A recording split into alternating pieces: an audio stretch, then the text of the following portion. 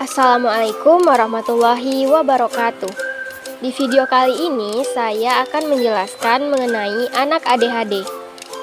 ADHD merupakan singkatan dari Attention Deficit Hyperactivity Disorder, atau istilah lainnya ada GPPH, gangguan pemusatan perhatian dengan atau tanpa hiperaktif. Secara umum, ADHD menjelaskan kondisi yang memperlihatkan ciri kurang konsentrasi, hiperaktif, dan impulsif yang dapat menyebabkan ketidakseimbangan sebagian besar aktivitas mereka. Menurut Federasi ADHD Dunia, kondisi ini diperkirakan terjadi pada hampir 6% anak-anak dan 2,5% pada orang dewasa. Lalu, bagaimana gejala ADHD pada anak?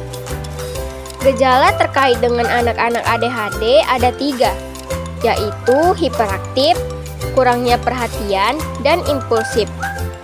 Gejala dengan rentang perhatian yang kurang meliputi gerakan yang kacau, cepat lupa, mudah bingung, dan sebagainya. Kemudian, gejala dengan impulsif dan hiperaktif seperti emosi gelisah, mengganggu anak yang lain, dan selalu bergerak ke sana kemari. Lalu, bagaimana sih klasifikasi anak ADHD? Subkategori yang sesuai untuk diagnosis saat ini harus ditunjukkan berdasarkan gejala dominan yang sudah terjadi selama 6 bulan terakhir.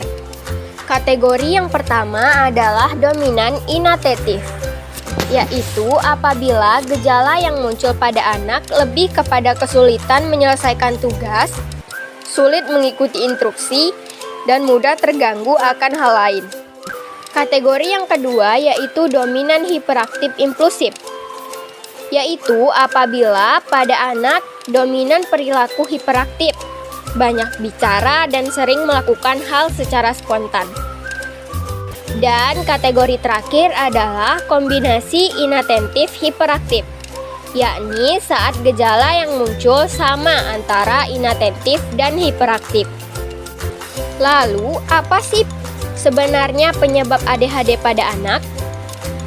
Nah, penyebab ADHD belum diketahui secara pasti, tetapi para peneliti memusatkan objek penelitiannya pada kinerja dan perkembangan otak. Selain itu, ada 3 faktor yang dianggap mempengaruhi kondisi ADHD. Yang pertama adalah faktor genetik atau keturunan.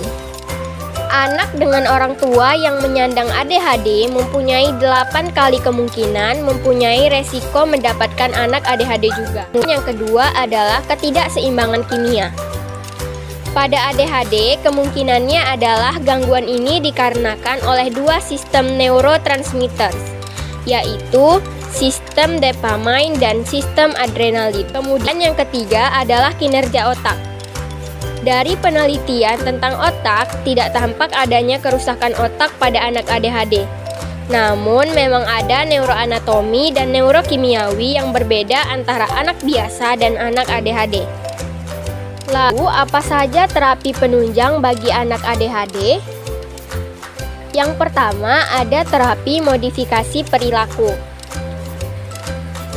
yaitu segala tindakan yang bertujuan untuk membentuk perilaku yang diharapkan oleh orang tuanya atau orang sekitarnya, yaitu dengan cara pemberian hadiah atau hukuman.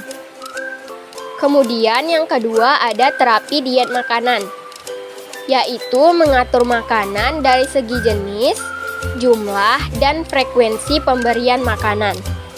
Kemudian yang ketiga adalah terapi obat-obatan. Terapi medis dengan pemberian obat dengan dosis tertentu merupakan obat-obatan yang diresepkan secara luas bagi anak-anak yang hiperaktif adalah amfetaminase, khususnya Ritalin. Kemudian yang keempat ada terapi bermain.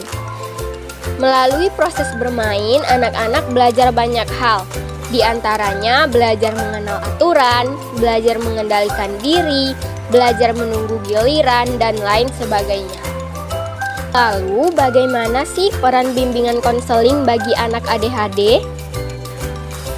Konselor sekolah bisa memberikan layanan konseling individual dengan menggunakan teknik-teknik dalam konseling untuk membantu mengontrol tingkah laku peserta didik dengan ADHD dan membantunya untuk lebih berkonsentrasi terhadap belajarnya.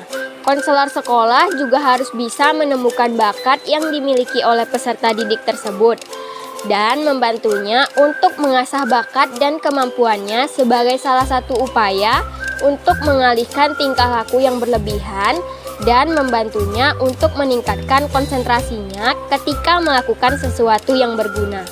Akhir kata, seorang anak penyandang ADHD yang sangat dibutuhkannya adalah seorang orang tua yang memiliki spesialisasi. Dan orang tua seperti ini tidak lahir begitu saja secara alami, tetapi spesialisasi ini haruslah dipelajari. Hanya ini yang dapat saya sampaikan. Lebih dan kurang mohon maaf. Saya akhiri. Wassalamualaikum warahmatullahi wabarakatuh.